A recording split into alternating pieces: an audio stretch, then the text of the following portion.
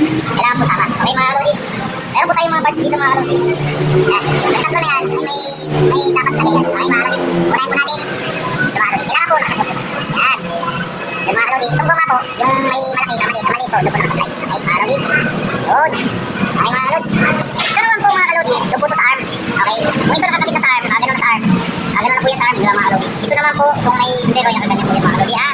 Yun, ito ay nandun sa butas mga kalodi. Tapos, ganyan ang posisyon niya mga kalodi. Para iwas po tayo sira mga kalodi ha. Sa arm po yan ha. Doon na po natin ang isa, pero nasa this time, yung malaki naman. Yung nasa po sa kanya, okay? Ano po mga kalodi? Tapos, sundan natin ng isang maliit, okay? Yan mga kalodi. Tapos, nut mga kalodi. Yan, nut. Okay. Ito po ang pinakatamang posisyon nito. Okay mga kalodi ha. Tandaan po natin, BIOS. Okay? BIOS po to. Superman.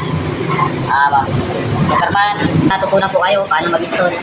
Okay, hindi agad masira yung stabilizer link na ating nakabiyos. Mga kalodi. Sana may natutunan po tayo sa video na to. Pakishare na lang po.